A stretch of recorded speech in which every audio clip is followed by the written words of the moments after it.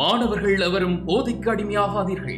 அடிமையானவர்கள் மீண்டதாக சரித்திரமில்லை. எனவே உங்களையும் சமூகத்தையும் பாதுகாத்துக் கொள்ளுங்கள். உங்கள் நலன் கருதி கல்வி டிவி. வணக்கம் மாணவர், நாங்கள் டேன் டிவியினுடைய கல்வி தொலைக்காட்சி இணைஞ்சிருக்கின்றோம். குறிப்பாக உங்களுக்கு தெரியும் மாணவர், நாங்கள் ஏழு மாணவர்களுக்குரிய வரலாறு பாடத்தில் ஐரோப்பிய வரலாறு தொடர்பான கடந்த கால வினாக்களைத்தான் நாங்கள் நிறைய வகுப்புகளில் பார்த்துட்டு வருகின்றோம். குறிப்பாக ஐரோப்பிய வரலாறுடைய கடந்த கால வினாக்கள்லாம் நாங்கள் கடந்த கால வகுப்பிலிருந்து பார்த்துட்டு வருகின்றோம். அதுவும் நாங்கள் பரீட்சைகள் பெறக்கூடிய நிறைய வினாக்கள் இருக்கின்றது. அதோடு சம்பந்தப்பட்ட நிறைய வினாக்களை தான் நாங்கள் பார்த்து கொண்டு வருகின்றோம். அவை நாங்கள் கடந்த வகுப்பில் 2020ஆம் ஆண்டுக்குரிய கடந்த கால வினாக்களுடைய பகுதி ஒன்று பார்த்துனாங்க. அதனுடைய தொடர்ச்சியாக குறிப்பாக மாணவர்களே, நாங்கள் கவனிக்க மாணவர்களே, நாங்கள் 2020ஆம் ஆண்டுக்குரிய பகுதி ஒன்று வினாக்களை பார்த்துனாங்க. அதுக்கு பிறகு 2020ஆம் ஆண்டுக்குரிய பகுதி 2 வினாக்களில் நாங்கள் ஒரு சில வினாக்கள் பார்த்துனாங்க. இன்று அதனுடைய தொடர்ச்சியான ஒரு வகுப்பு தான் இன்று பார்க்க போகிறோம். இன்று நாங்கள் 4வது கேள்வியை பார்க்க போகின்றோம். ஆகவே நீங்கள் கடந்த கால வினாக்களை செய்கின்ற போது உங்களுக்கு தெரியும், பரீட்சைகளுக்கு நீங்கள் தார பாடங்களை மட்டும் படித்தால் மட்டும் போதாது, கடந்த கால வினாக்களையும் செய்ய வேண்டும். அப்போதுதான் நீங்கள் பரீட்சைகளுக்கு கூடிய புள்ளிகளை பெற்றுக்கொள்ளக்கூடிய இருக்கும். ஆகவே பாருங்கள், 4வது கேள்வி பாருங்கள். கைத்தொழில் புரட்சி முதலில் இங்கிலாந்து ஏற்படுவதற்கான காரணமான விடயங்களை பரிசீலிக்க. 2வது பாருங்கள், கைத்தொழில் புரட்சியினால் ஏற்பட்ட தொழில்நுட்ப, பொருளாதார, சமூக விளைவுகளை பரிசீலிக்க. அப்போ கைத்தொழில் புரட்சி இங்கிலாந்து ஏற்படுவதற்கான காரணம் வந்து நீங்கள் படிச்சிருப்பீங்க. குறிப்பாக ஓவில் கூட 1ஆம் பாடமாக படிச்சிருப்பீங்க கைத்தொழில் புரட்சி. அதாவது பிரித்தானியாவில் கைத்தொழில் புரட்சி ஏற்படுவதற்கான காரணங்களை நாங்கள் 3ஆக பிரித்து பார்க்கலாம் மாணவர்களே. ஒன்று பொருளாதார காரணங்கள், மற்றது சமூக காரணங்கள், மற்றது அரசியல் காரணம் வந்து இருக்கின்ற மாணவர்களே. அதை விட ஏனைய புவியியல் சார் காரணங்களும் இருக்கின்றது. அது இப்படி நீங்கள் படிச்சிருப்பீங்க. உங்களுக்கு தெரியும், ஐரோப்பாவில் கைத்தொழில் புரட்சியானது 1760 தொடக்கம் 1830 வரையான காலகட்டங்கள் ஏற்பட்ட ஒரு பாரிய அளவிலான மாற்றத்தை கைத்தொழில் புரட்சி. அவை கைத்தொழில் புரட்சிக்கான வரவிலக்கணம் இப்படி தான் அமைகின்றவானவர்கள். ஆகவே மனிதன் தனது இரு கரங்களாலும் செய்கின்ற வேலைகளுக்கு பதிலாக இயந்திர சாதனங்களை பயன்படுத்தி அதிகளவான பொருள் உற்பத்தி அதில் பண்ட உற்பத்தியை செய்கின்ற ஒரு முறையைத்தான் நாங்கள் சொல்லுவோம் கைத்தொழில் புரட்சி. அல்லது மனிதன் தனது இருகரங்களால் செய்கின்ற வேலையில் பதிலாக இயந்திர சாதனங்களை பயன்படுத்தி அதிக அளவிலான பொருட்களை அல்லது அதிக அளவிலான உணவு உற்பத்தியை ஏற்படுத்துகின்ற ஒரு பாரிய அளவிலான மாற்றம் தான் கைத்தொழில் புரட்சின்னு படித்திருப்பீங்க. இந்த கைத்தொழில் புரட்சி இங்கிலாந்துனால் முதல் ஏற்பட்டது. அதுக்கான காரணம் தான் பார்க்க போகின்றோம். பாருங்கள், காரணங்கள் நாங்கள் கைத்தொழில் புரட்சி முதலில் இங்கிலாந்து ஏற்படுவதற்கான காரணமான விடயங்களை பரிசீலிக்க. கைத்தொழில் புரட்சியினால் ஏற்பட்ட தொழில்நுட்ப, பொருளாதார, சமூக விளைவுகள். முதல் காரணம், பிறகு விளைவு.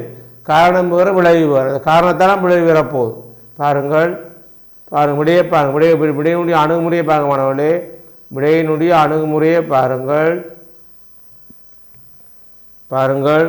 விடையினுடைய அணுகுமுறையை பாருங்கள் மாணவர்களே. பாருங்கள், இங்கிலாந்தில் கைத்தொழில் புரட்சியானது 1860 தொடக்கம் 1830 வரையான காலகட்டங்களில் ஏற்படுவதற்கான காரணம் என்னென்னா பார்க்க போகின்றோம். பாருங்கள், இங்கிலாந்தில் வெளிநாட்டு வர்த்தகம் விரிவடைந்து சென்றவை. இங்கிலாந்தில் வெளிநாட்டு வர்த்தகமானது விரிவடைந்து சென்றவை. குறிப்பாக இங்கிலாந்தில் நகர வர்த்தகமும் வெளிநாட்டு வர்த்தகமும் விரிவடைந்தால் அங்கே பணத்தை அடிப்படையாக கொண்ட பணக்கார வர்க்கத்தினுடைய தோற்றமும் அவருடைய செயற்பாடு, குறிப்பாக சனத்துக்கு அதிகரிக்க ஏற்ப உணவு உற்பத்தி அதிகரிக்க தேவை ஏற்படுது. அது உணவு உற்பத்தி அதிகரிக்க சொன்னால் மனதன இருகரங்களாக செய்கின்ற வேலையின் அளவு குறைவாக இருக்கும். வேலைப்பாடு கூட வேண்டும் சொன்னால் வேலையின் அளவு குறைவாக இருந்தால் மக்களுக்குரிய தேவையை பூர்த்தி செய்ய முடியாது. ஆகவே அதுக்கு பதிலாக பணத்தினுடைய தோற்றத்தாலேயும் முதலாளித்துவத்தினுடைய தோற்றத்தாலேயும் அவர்கள் தாங்கள் நிறைய வருமான பருவம் என்று மையப்படுத்தி இந்த தொழில்நுட்ப சாதனங்களை பயன்படுத்தி அவருடைய வர்த்தக செயற்பாடுகளை முன்னெடுக்கிறார்கள். இதனால் இங்கிலாந்தில் கைத்தொழில் புரட்சி ஏற்படுவதற்கான காரணமாக அமைகின்ற மாணவர்களே. அடுத்த வாரங்கள் பொருட்களின் கேள்வி அதிகரிப்பும் உற்பத்தியை விரிவாக்க வேண்டிய தேவை எழுதல்.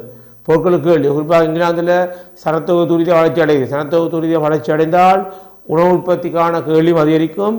மனிதர்கள் அன்றாடம் பயன்படுத்துகின்ற பொருட்களுக்கான கேள்வியும் அதிகரிக்கும். ஆகவே இப்படிப்பட்ட உணவு உற்பத்திக்கான கேள்வி, மக்களுடைய அன்றாட தேவை பூர்த்திக்கான பொருட்களுடைய கேள்வி காரணமாக மனிதனது ஈர்க்கரங்களால் செய்ய முடியாது. இயந்திர சாதனங்களை பயன்படுத்தி தான் பொருட்களை தயாரிக்க வேண்டிய நிலை வரும். அதுக்காண்டி அங்கே இங்கிலாந்தில் கைத்தொழில் புரட்சி ஏற்படுகின்ற மாணவர்களே. அடுத்த 3 வாரங்கள் இங்கிலாந்தில் விஞ்ஞான தொழில்நுட்ப அறிவும் சிந்தனையும் பிடித்து இங்கிலாந்தில் விஞ்ஞான அறிவும் வளர்ச்சியடைகின்றது. விஞ்ஞான தொழில்நுட்ப அறிவும் சிந்தனையும் பிரித்து செய்தவை. இங்கிலாந்தில் விஞ்ஞான அறிவு வளர்ச்சி அடைகின்றது, தொழில்நுட்ப அறிவு வளர்ச்சி அடைகின்றது. குறிப்பாக இங்கிலாந்தில் கல்வி கற்ற சுற்றிருக்கின்ற மத்திய வகுப்பினுடைய எழுச்சியும் காரணமாகின்றது. விஞ்ஞான அறிவு பயன்படுத்தியும் தொழில்நுட்ப சாதனுடைய தொழில்நுட்ப அறிவை பயன்படுத்தியும் அங்கே இங்கிலாந்தில் தொழில்நுட்ப சாதனங்களை உருவாக்கக்கூடிய வசதி அங்கே ஏற்படுத்தப்படுகின்றது, பணக்காரரால் ஏற்படுத்தப்படுகின்றது. இந்த காரணங்களும் இங்கிலாந்தில் கைத்தொழில் புரட்சி ஏற்படுவதற்கான காரணமாக அமைகின்றது. அடுத்த பாருங்கள், வர்த்தக விருத்தி விரிவாக்கத்தின் பெறுவராக பணம் படைத்த செல்வந்தர் கூட்டம் தோன்றுதல். வர்த்தக விருத்தியின் விரிவாக்கத்தின் பெறுவராக பணம் படைத்த செல்வந்தர் குறிப்பாக மத்திய பெறுகிறார். வர்த்தக விருத்தியாக்கும் உள்நாட்டு வர்த்தகம் மட்டுமில்லாமல் அதிகமான பொருட்களை பிரித்தானுடைய குடியேற்ற நாடுகளான ஆப்பிரிக்கா, ஆசியா, அமெரிக்கா போன்ற கண்டங்களுக்கு ஏற்றுமதி செய்ய வேண்டிய தேவை ஒன்று ஏற்படுது. அங்கே நிறைய பொருட்களுக்கான தேவை வரும்போது தொழில்நுட்ப சாதனங்கள் பயன்படுத்தினால் குறுகிய நேரத்தில் நிறைய பொருட்களை தயாரிக்கக்கூடிய நிலை ஏற்படும். அதை மையப்படுத்தால் அங்கே கைத்தொழில் புரட்சி ஏற்படுகின்றது.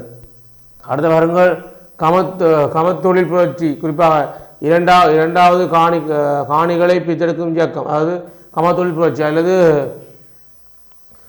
காணி அடைப்பு இயக்கம் காரணமாக காணிகளை இழந்த வேலையில்லா குழு ஒன்று இருந்தமை அவர்கள் வேலை தேடி நகரங்களுக்கு இடம்பெயர்ந்தது. குறிப்பாக உங்களுக்கு தெரியும், ஐரோப்பாவில் கைத்தொழில் புரட்சி ஏற்படுக்கும் முதல் சிறிது நிலப்பரப்பில், அதுவும் பிறகு சொந்தமான சிறிது நிலப்பரப்பில் சாதாரண பொதுமக்கள் சுய பொருளாதாரம் மேற்கொண்டார்கள்.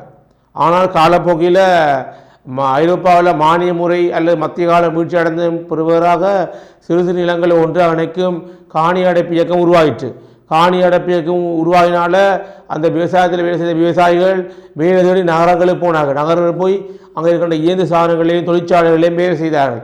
அப்படிப்பட்ட இயந்திரங்களையும் தொழிற்சாலைகளையும் வேலை செய்யக்கூடிய அல்லது வேலையை இயந்திரங்கள் இயக்கக்கூடிய தொழிற்சாலையை செயல்படுத்தக்கூடிய தொழிலாளர்கள் நகரங்களுக்கு வந்து சேர்ந்தமையும் அவங்கள பிரித்தானியா கைது செய்யப்படுவதற்கான காரணமாக சுட்டிக்காட்டப்படுவதை நாங்கள் பார்க்கலாம். அடுத்த பாருங்கள், கமத்தொழில் புரட்சி அல்லது காணி அடைப்பு இயக்கம் அல்லது நில அடைப்பு இயக்கம் சிறு நிலங்களை ஒன்று அணைத்து பாரிய விவசாய பண்ணையை உருவாக்குற மாதிரி தான் அப்படி சொல்லுவோம். கமத்தொழில் இயக்கம் அல்லது காணி அடைப்பு இயக்கம்னு சொல்லுவோம். பார்த்துனாங்க. அடுத்த பாருங்கள், கைத்தொழிலுக்கு தேவையான மூலப்பொருட்கள் இலவுகள் பெறக்கூடிய இருந்தது. குறிப்பாக உங்களுக்கு தெரியும், பிரித்தானியாவில் நிலக்கரி வளம் தென்பேர்ஸ், லங்காசயர், லோக்சயர் போன்ற இடங்களில் எல்லாம் பாரிய நிலக்கரி வளம் கவனிக்கப்படுகின்றது. அந்த நிலக்கரி வளங்களை பயன்படுத்தி அதிக அளவிலான தொழில்நுட்ப சாதனங்கள் இயக்கக்கூடியது. அதோட வேறு கனிய வளங்கள் அல்லது பொருட்கள் தயாரிக்கான மூலப்பொருட்கள் எல்லாம் இங்கிலாந்து இருக்கின்றது. இங்கிலாந்து இல்லாத போது இங்கிலாந்து குடியேற்ற நாடுகளான ஆப்பிரிக்கா, அமெரிக்கா மற்றும் ஆசிய கண்டங்கள் எல்லாம் பெறக்கூடிய இருக்கின்றது. ஏன்னு சொன்னால் பாருங்க மாணவர்களே, இந்த கைத்தொழில் புரட்சி ஏற்பட்ட காலப்பகுதியானது 1760 தொடக்கம் 1730 வரையான காலகட்டத்தில் இங்கிலாந்து ஏற்பட்டது. இங்கிலாந்து கைத்தொழில் புரட்சி ஏற்பட்ட காலகட்டத்தினால் அதிக அளவிலான குடியேற்ற நாடுகளை England, Asia, Africa, Latin America போன்ற நாடுகள்லாம் பிடிச்சி வந்தது. அங்கே கூட மூலப்பொருட்களை பெற்றுக்கக்கூடிய வசதி பிரித்தானியா இருந்திருக்கின்றது. இந்த காரணமும் பிரித்தானியாவில் கைத்தொழில் புரட்சி ஏற்பட ஒரு காரணமாக சுட்டிக்காட்டப்படுவதை நாங்கள் பார்க்கலாம். அப்போ பாருங்கள், அப்போ இதை விட வேறு காரணம் இருக்கின்ற. குறிப்பாக அனல் ஸ்மித்தினுடைய தேசங்கள் செல்வ நூலில் தனியார் தொழில் முயற்சி பற்றி கூறப்பட்டுள்ளமை, அதோட குறிப்பாக இங்கிலாந்தில் சனத்துவ அதிகரிப்பு பணத்தின் தோற்றம் காரணமாகும். அவருடைய முக்கியமாக சுதந்திர வர்த்தக கொள்கை.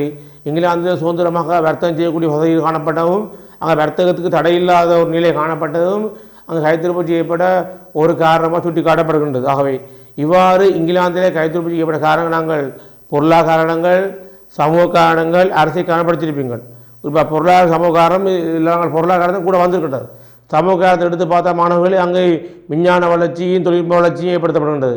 16ஆம் நூற்றாண்டுகளில் மறுமலர்ச்சி விளைவாக விஞ்ஞான தொழில்நுட்பத்துடைய வளர்ச்சி காரணமாக அங்கே குறிப்பாக பிரித்தானியாவில் அறிவு வளர்ச்சி அடைந்துகின்றது. அதோடு அதோட மானியமுடைய வீழ்ச்சி காரணம், இப்படிப்பட்ட நிறைய காரணங்கள் அங்கே சமூக ரீதியாக காரணம் சுட்டி காணலாம்.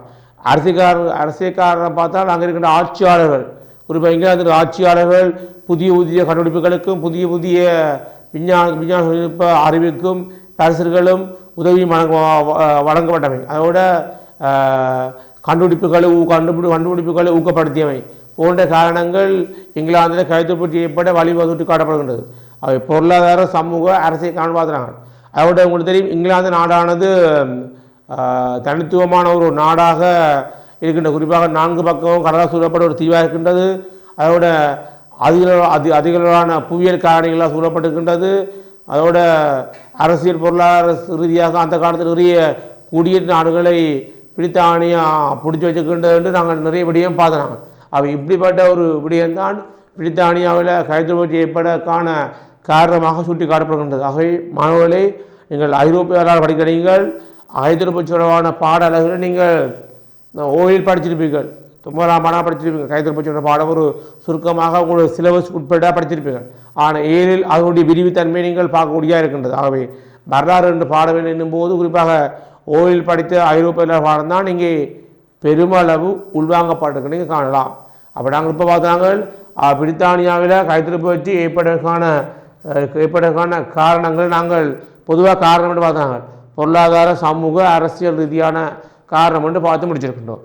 இனி பாருங்கள், இப்படி பொருளாதார அரசியல் சமூக ரீதியான காரணம் அடிப்படையில் பிரித்தானியாவில் 18ஆம் நூற்றாண்டு நடுப்பகுதியில் இல்லை 18ஆம் நூற்றாண்டுடைய இடைப்பகுதியில் கைத்தொழில் செய்யப்பட்டிருந்தது.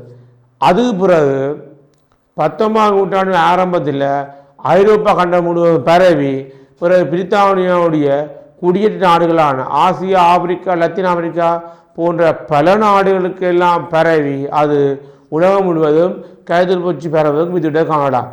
இப்போ நாங்கள் கைத்தொழில் செய்யப்பட்ட விளைவை பார்க்க போகிறோம். மாணவர்களுடைய கவனிங்கள், எப்படி கைத்தொழில் காரணத்தை நாங்கள் பொருளாதார காரணங்கள், சமூக காரணங்கள், அரசியல் காரணங்கள் பார்த்துனாங்களோ அதே போல் பிரித்தானியாவில் கைத்தொழில் செய்யப்பட்ட பிறகு அல்ல உலகம் முழுவதும் கைத்தொழில் பெறவினாப்படாது ஏற்பட்ட விளைவை நாங்கள் அரசியல் விளைவு என்று பார்க்கலாம், சமூக விளைவு என்று பார்க்கலாம், பொருளாதார விளைவு என்று பார்க்கலாம்.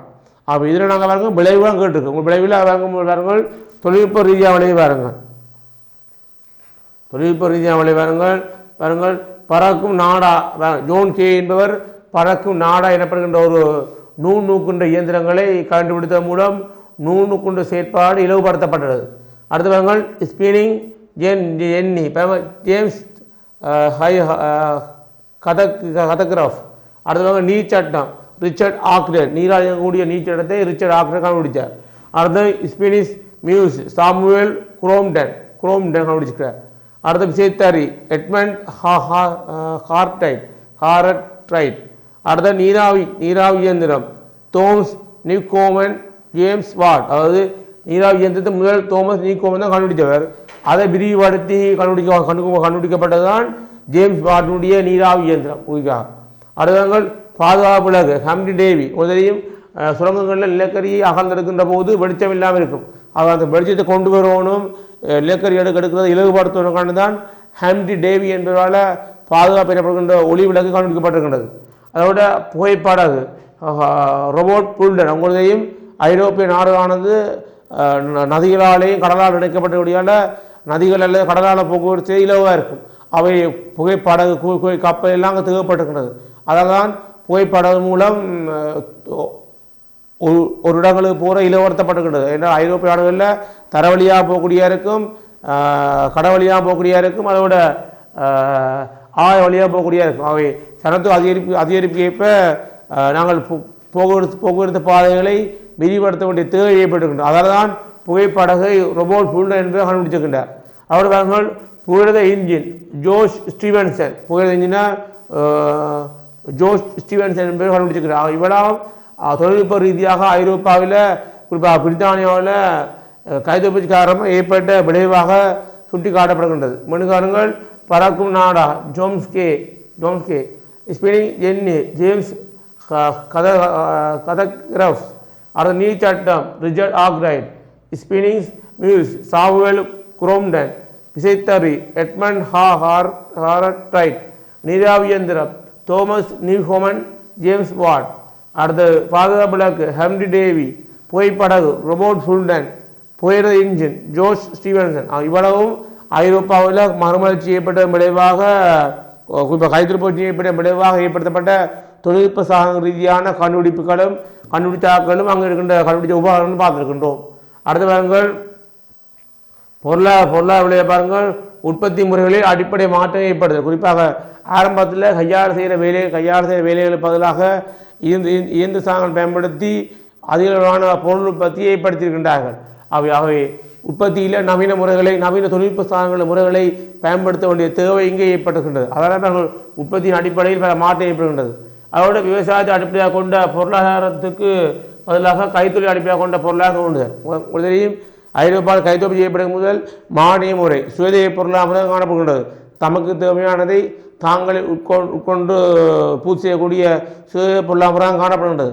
அதை விடு செய்ய முகமாக விவசாயத்தினுடைய தன்னத பொருளாதாரத்தினுடைய செல்வாக்கு குறைத்து அங்கே கைத்தொழில் சார்ந்த பொருட்களும் மக்கள் அன்றாட பயன்படுத்தப்படுகின்ற பொருட்களுடைய அளவும் என்ன செய்யப்படுகின்றது கூடியிருக்கின்றது. இதன் அடிப்படையினால் விவசாய அடிப்படையாக கொண்ட பொருளாதாரத்துக்கு பதிலாக கைத்தொழில் சாதனங்களை தொழில்நுட்ப சாதனங்களை உருவாகக்கூடிய தன்மையாக காணலாம். விவசாய அடிப்படையாக கொண்ட பொருளாதாரத்துக்கு பதிலாக கைத்தொழில் அடிப்படையாக கொண்ட பொருளாதாரம் தோற்றமிட்ட நாங்கள் காணக்கூடிய இருக்கின்றன. அவை பொருளாதார ரீதியாக உற்பத்தியில் நவீனமாக பின்பற்றப்படுகின்றது. விவசாய அடிப்படையாக கொண்ட பொருளாதாரம் அல்லது தன்னிறை பொருளாதார முறை பின்தள்ளப்பட்டு கைத்தொழில் சார்ந்த அன்றாட மக்களுக்கு தேவையான அன்றாட பொருட்களை அடிப்படையாக கொண்ட உற்பத்தி வளர்ச்சிருக்கின்றது. இது பொருளாதாரம். சமூக ரீதியாக பார்த்தா மாணவர்களே கைத்தொழில் பணக்கார தொழிலாளர் என புதிய சமூக வகுப்பு தோன்றினார். ஐரோப்பாவில் கைத்தொழில் புரட்சி ஏற்பட்ட விளைவாக முதலாளி தொழிலாளி வர்க்க வேறுபாடு அல்லது பணக்காரர்கள் ஏழை என்ற ஒரு வர்க்க ரீதியான பிரிவினைகள் தோற்றம் பெறுவதற்கு கைத்தொழில் புரட்சியான வித்திட்ட காணலாம். என்றால் தொழிற்சாலைகளையும் தொழில்நுட்ப சாதனங்களையும் உருவாக்குற அல்லது அதை உற்பத்தி செய்கிறார்கள் அல்லது தொழிற்சாலை இயக்குகிறார்கள் அல்லது பணக்கார வர்க்கமாகவும் அங்கே சாதாரண கூலி வேலை செய்கிறார்கள் தொழிலாளியாகவும் கணிக்கப்படுற நிலையை நாங்கள் காணக்கூடியதாக இருந்திருக்கின்றது. அடுத்த வருங்கள் சனத்தொகை பெரம்பலில் மாற்றி ஏற்பட்டது. ஆகவே ஆரம்பத்தில் பிரித்தானியாவில் சனத்தொகை குறைவாக காணப்பட்டது. காலப்போக்கில் சனத்தொகை அதிகரிக்க இப்போ மனிதனுடைய தேவைகளை பூர்த்தி செய்யக்கூடியது வந்திருக்கின்றது. ஆகவே சனத்தொகையுடைய துரித வளர்ச்சி அடைந்த தன்மையை நாங்கள் கைத்தொழில் புரட்சியால் ஏற்படக்கூடிய வேண்டால் மனிதனுடைய தேவைகள் அதிகரிக்கின்ற போது அங்கே இருக்கிற உற்பத்தி பொருட்களுடைய தேவையை கூட வேண்டியது ஏற்படுகின்றது. இதுவும் அங்கே பொருளாதார ஏற்பட்ட விளையாக சுட்டி காட்டலாம். அடுத்த வர்க்கமானவர்களே ஆரம்ப காலத்தில் தொழிலாளர் பெரும் கஷ்டங்களுக்கு மத்திய தொழில் செய்யும் நிலைமை காணப்பட்டமையும் பெரும் துன்பகரமான வாழ்க்கை கொண்டு வந்தவை. ஆரம்ப காலத்தில் தொழிலாளர்கள் தங்களுடைய வேலைகளை பெரும்பாலும் கஷ்டமான அல்லது தங்களுடைய உடல் உழைப்பை பயன்படுத்தி செய்ய முடியாத பல வேலைகளெல்லாம் கஷ்டப்பட்டு செய்திருக்கின்றார்கள். அதனால் கைத்தொழில் புரட்சியோடு சம்பந்தப்பட்ட தொழில்நுட்ப சாதனங்கள் அல்லது இயந்திர சாதனங்கள் கண்டுபிடிக்கப்பட்ட விளைவாக மனிதனுடைய வேலைப்பட அல்ல மனிதனுடைய வேலை இலகுவாப்படுத்தப்பட்டிருக்கின்றது. அவை ஆரம்ப காலத்தில் தொழிலாளர் கஷ்டப்பட்டு தங்களுடைய உடல் உழைப்பை கொட்டி செய்த வேலையெல்லாம் வேலை நிமித்தமாக அவர்களுடைய வாழ்க்கை துன்பகரமாக அமைந்திருக்கின்றது. அதை இலகுபடுத்தக்கூடிய தன்மையை தான் நாங்கள் இங்கே தொழில்நுட்ப சாதனங்களை பயன்படுத்திக்கின்றோம். இது ஒரு நன்மையாக விளைவிட்டு காணலாம். என்ற மனிதனால் எல்லா வேலைகளையும் செய்ய முடியாது, குறிப்பாக நீண்ட நேரம் கூட வேலை செய்ய முடியாது. அதை இலகுபடுத்த தன்மையை நாங்கள் கைத்தொழில் பற்றி காணலாம். அதோட முக்கியமான விளைவு சூழல் மாசடைதல். உங்களுக்கு தெரியும் ஆரம்பத்தில் சனத்தொகை குறைவாக காணப்பட்டது. காலப்போக்கில் சனத்தொகை அதிகரித்ததால் வளி மாசடைகின்றது, நிலம் மாசடைகின்றது, குறிப்பாக ஒளி மாசடைகின்றது. குறிப்பாக மனிதனுடைய இயந்திர சாதனங்களை பயன்படுத்த தன்மையும் இயந்திர சாதனங்கள் அல்ல தொழிற்சாலை வெளியே போன்ற விஷவாயுக்கள் புகைகள் ஊடாக வளி மாசடைகின்றது. கழிவு நீர்கள் அல்லது மருத்துவ கழிவுகள் அல்லது மருத்துவ கூட கழிவுகள் எல்லாம் நீரார் செய்கின்ற போது நீருடைய செய்கின்ற போது நீர் மாசடைகின்றது. அதோட அதிக சத்தத்தோட இயந்திர சாதனங்கள் பயன்படுத்துவதும் தொழிற்சாலைகளில் அதிக சத்தத்தோட இயந்திரங்கள் இயக்குவதன் மூலமாக மனிதனுடைய கேட்டத்திறன் அல்லது ஒளியுடைய மாசுபாடு ஏற்படுகின்றது.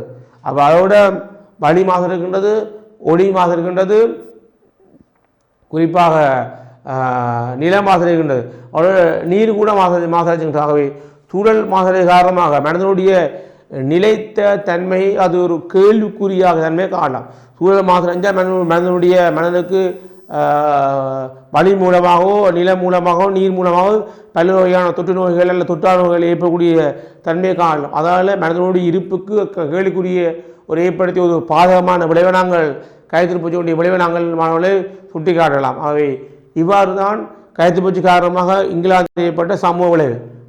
கவனிங்கள், கைத்தொழில் பணக்காரர் தொழிலாளர் என புதிய சமூக பின்னர் தோன்றுதல், சனத்தொகை பரம்பலில் மாற்றம் ஏற்பட்டவை, ஆரம்ப காலத்தில் தொழிலாளர் பெரும் கஷ்டங்களுக்கு மத்தியில் தொழில் செய்யும் நிலைமையை காணப்பட்டவையும் பெரும் துன்பகரமான வாழ்க்கையை கொண்டிருந்தமையும் சூழல் மாசடைதல்.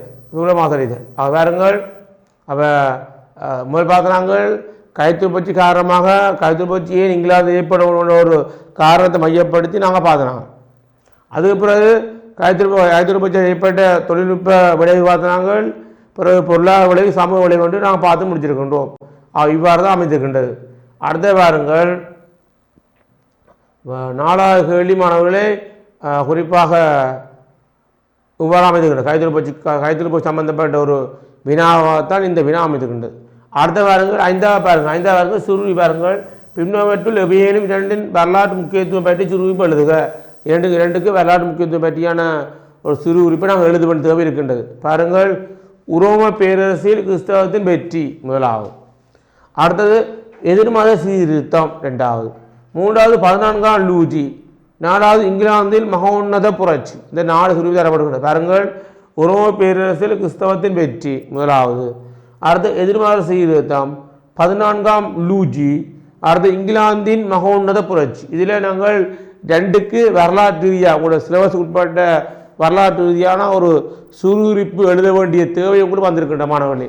பாருங்கள், நாங்கள் பாருங்கள், முதலாக பாருங்கள் உரோம பேரரசில் கிறிஸ்தவத்தின் வெற்றியை பார்க்கலாம் மாணவர்களே. பாருங்கள், உரோம பேரரசில் கிறிஸ்தவத்தின் வெற்றியை நாங்கள் பார்க்க போகிறோம். பாருங்கள்,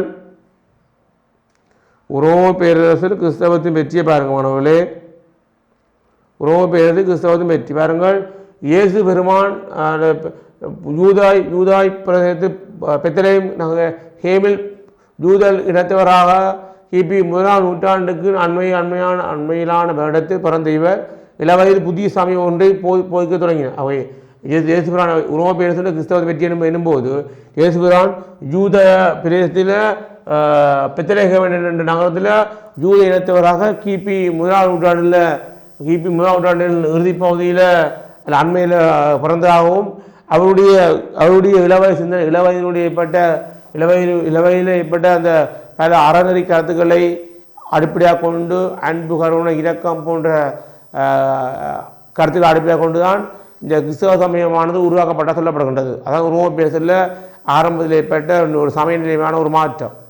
அடுத்த பாருங்கள், அக்காலத்தில் பலஸ்தீனத்தில் புகழுடன் நிலவிய யூத சமயத்தில் இருந்த விடுதலை அளிப்பவர் என்ற கருதுகோளுக்கு ஏற்ப சிலர் அவரை விடுதலை அளிப்பவர் என கருதியவை. அவை அக்காலத்தில் பலஸ்தீனத்தில் புகழுடன் நிலவிய யூத சமயத்தில் இருந்த விடுதலை அளிப்பவர், அதாவது அந்த காலத்தில் பலஸ்தீனருடைய புகழுடன் நிலவிய யூதர்களை மீட்பவர் தான் என்ற அடிப்படையிலேயும் அவர்களை விடுவிப்பார், உங்களுக்கு ஒரு விடுதலை அளிப்பவர் என்ற அடிப்படையில் தான் இயேசுனுடைய அந்த கிறிஸ்தவ மதத்தினுடைய உருவாக்கம் கருப்பொருளாக அமைந்திருக்கின்றது.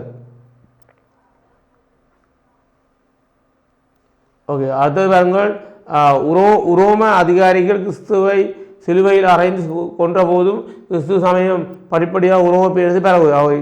இயேசுபிரானை உரோம அதிகாரிகள் சிலுவையில் அறையப்பட்ட அந்த நிகழ்வின் ஊடாகத்தான் படிப்படியாக அந்த உரோம பேரரசு முழுவதும் கிறிஸ்துவ சமயம் பரவலடைந்ததாகவும் சுட்டி காட்டப்படுகின்றது. அதோடு பாருங்கள், இந்த சமயம் தமது அரசியல் அதிகாரத்துக்கு அச்சுறுத்தல் என கருதிய உரோம ஆட்சியாளர் அதனை அடக்குவதற்கு முயற்சித்தார். என்றால் கிறிஸ்தவ சமயத்தின் பரவ காரணமாக யூத சமயமானது செல்வாக்கிலிருந்து போகணும் என்ற ஒரு பயத்தின் காரணமாக அங்கே இருக்கின்ற உரோம ஆட்சியாளர்கள் இந்த சமயத்தினுடைய குறிப்பாக ஜேசுனால் உருவாக்கப்பட்ட கிறிஸ்தவ சமயத்தை அடக்க முயற்சித்தார்கள். குறிப்பாக ஹெப்டிமியஸ், செவரூஸ், டெய்சியஸ், பலோரியன்ஸ், டயக்லீசியன் போன்ற ஆட்சியாளர்கள் கிறிஸ்தவ சமயத்தை அடக்குவதற்கு பாரிய முயற்சி செய்தார்கள். ஆனால் பாருங்கள், கிறிஸ்தவத்தை அடக்குதல் பயனற்ற செயல் என தோன்றியதால் உரோம ஆட்சியாளர்கள் கிறிஸ்தவத்தை ஏற்றுக்கொண்டு செயல்படுத்துகின்றனர். ஒரு கிறிஸ்தவ சமயத்தை அடக்குவது என்பது பயனற்ற செயல்பாடு என்றும் அது அந்த நாங்கள் கிறிஸ்தவ சமயத்தை அடக்கினால் அது வேகமாக ஐரோப்பா கண்டம் முழுவதும் பரவல் அடைந்து கொண்டு என்ற அடிப்படையிலும் உரோம பேரரசு முழுவதும் செல்வாக்கு பெற்று விடும் என்ற விளைவின் காரணத்தான் அதோட அது கிறிஸ்தவ சமயத்தை அடக்கல் என்ற ஒரு கருத்திலிருந்து விடுபட்டு கிறிஸ்தவ சமயத்தை தன் போக்கில் விடப்பட்ட சம்பவமும் இங்கே பார்க்கலாம். நீங்கள் அடுத்த ஆரம்பத்தில் கிறிஸ்தவத்தை அடக்குவதற்கு செய்யப்பட்ட ஹலோரியன் தனது இறப்பதற்கு முன்னர் கிபி 311 கிறிஸ்தவ சமயத்தை கைக்குள்ள சுதந்திரம் வழங்குது. ஆரம்பத்தில் கிறிஸ்தவத்தை அடக்குவ என்று செய்யப்பட்ட ஹலோரியன் தனது இறப்பினுடைய இறுதி தருவாயில் கிறிஸ்தவத்தை ஆதரித்து கிறிஸ்தவ மதத்தை பின்பற்றலாம் என்ற ஒரு அடிப்படையிலே மத சுதந்திரம் வழங்கியமையும் அங்கே கிறிஸ்தவ சமயம் செல்வாக்கு பெற்று வளர்ச்சி அடைய ஒரு காரணமாக சுட்டி காட்டப்படுகின்றது. அடுத்தவர்கள் கிபி 312 கான்ஸ்டாயின் கிறிஸ்தவ சமயத்தை தழுவிக்கொண்டார். கிபி 311 ஹலோரியன் தனது இறுதி காலப்பகுதியில் கிறிஸ்தவத்துக்கு மத சுதந்திரம் வழங்கினான்.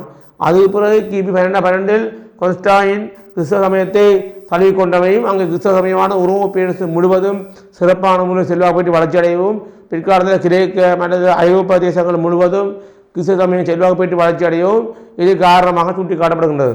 அவர்கள் தியோடோனியஸ் கிறிஸ்தவத்தை உரோம பேரரசின் அரச மதமாக்கியவுடன் 7 சமயங்களை அடக்குவதற்கு நடவடிக்கை எடுத்தார். பாருங்கள், தியோடோனியஸ் கிறிஸ்தவத்தை உரோம பேரரசின் அரச மதமாக்கியவுடன் தியோடோனியஸ் என்பவர் கிறிஸ்தவத்தை உரோம பேரரசினுடைய அரச மதமாக்கினதன் மூலம் உரோம பேரரசானது கிறிஸ்தவத்தை உள்வாங்கிக் கொண்ட மட்டுமில்லாமல் உரோம இருக்கின்ற மக்கள் கூட கிறிஸ்தவத்தை பின்பற்ற வேண்டிய ஒரு நிலை ஏற்பட்டது.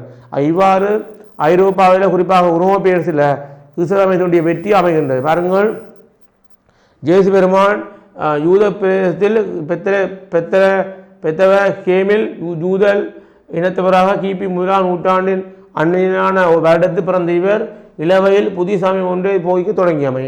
அடுத்தது, அக்காலத்தில் பலஸ்தீனத்தில் புகழுடன் நிலவிய யூத சமயத்தில் இருந்து விடுதலை அளிப்பவர் என்ற கருத்துக்களுக்கு ஏற்ப சிலர் அவரை விடுதலை அளிப்பவர் என கருதியமை. உரோம அதிகாரிகள் கிறிஸ்துவை சிலுவை அறைந்து கொண்ட போதும் கிறிஸ்துவ சமயம் படிப்படியாக உரோம பேசி பரவுகிறது.